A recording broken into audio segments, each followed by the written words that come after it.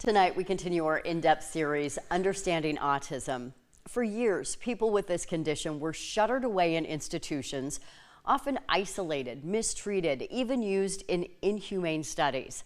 Well, the goal now is to avoid institutionalizing people and to do more than to just be aware of people with autism or to accept them, but to also include them and treat them as equal members of our communities. New self-propelled deal, new spark plug, new filter. Gary Papacina is a fix-it guy. Take the blade off and remove stuff underneath. From the lawnmower to the weed eater, he gets everything around here running. I had to put a new filter in it. Okay. Gary is one of dozens of people with autism who live in houses managed by Balance Autism. Each of us is different in our own unique ways, and people with autism, just because they have autism, are first and foremost people. Dr. Scott Atwood is the Vice President of Adult Services. He brings unique perspective to the job. My mom grew up with every disease. I grew up with her, and she had every disease for which there was a walk or a bike ride or a run, right? Multiple sclerosis, diabetes, breast cancer, lung cancer. So since I was 9, I was primary caregiver for my mom. You grew up being in charge of caring for someone else. Yep, I did. From the time you were really little. Yep, from 9. It's in your DNA. It's in my DNA. He's been working with adults with disabilities for more than 30 years. Did you tell him about the bass you caught out of there? Oh yeah, I got a bass in my room I want to show you. It's in your room? In the picture. Oh, a picture, okay. The 4 guys who live here each have specific jobs around the house. I cleaned my bathroom this week, I did the dishes, I vacuumed my room, picked up my room, and did a lot of chores this week. I gotta show that I can do my chores before I can get the dog. You tell Aaron why you want a dog? Because I get angry sometimes. And the dog does what? It helps me, Caribou helps me. Helps you calm down. Yeah. So Gary came to me one day, and he, after working at Child Serve, and he said, I really love Caribou, and I love working with the dog. He said, I want to get a dog. What kinds of work do you do at Child Serve? I deliver things and I do dishes. Okay, awesome. You like it? Yeah, it's very fun.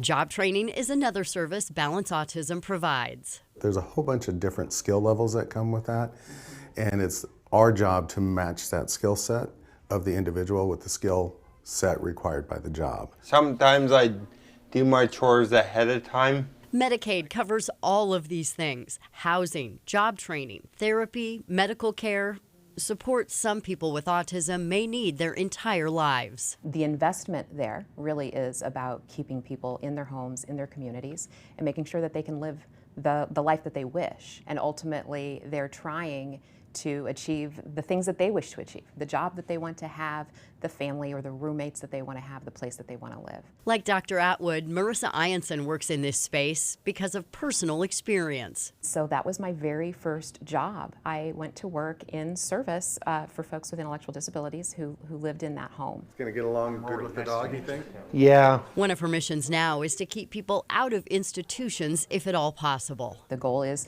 folks are going to live in homes and they're going to have neighbors. They're part of our community. They are just like you and I. So they're going to have neighbors and they're going to have lives, and their lives are self-directed. You have had some not always positive experiences in the community. Yes, the neighborhood community started referring to us, our people that we serve, in very derogatory terms, like the dogs are out again, or they need to go catch them, why don't they just lock them up?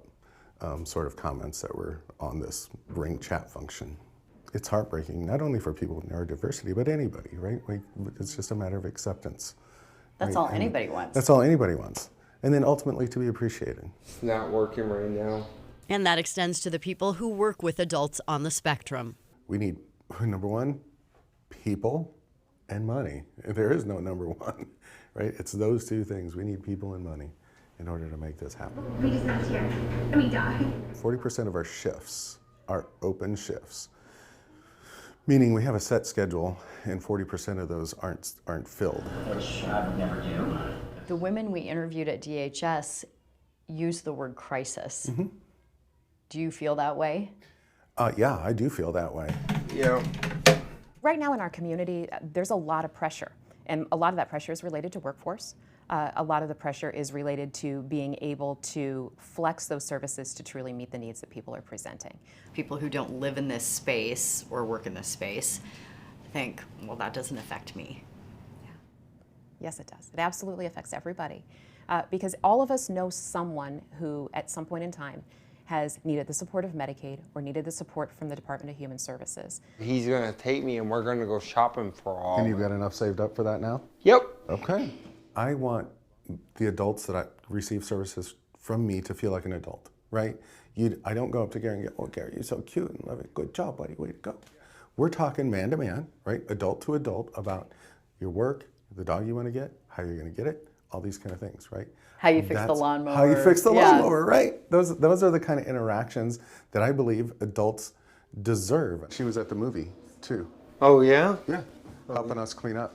Oh, yeah? That's why we want them of the community, going to churches, going to the stores, being part of your neighborhood, so you've got the natural support circle to rely on. I want them to feel loved in an adult community. In our last two reports, we showed you the shortage of physicians qualified to diagnose autism and then the long wait to receive services through the Medicaid waiver program. Janae, these things are two more areas in need of support, both housing and employment. People, money, housing, employment, it is a long list. It is. All right, thanks a lot, Erin. Sure.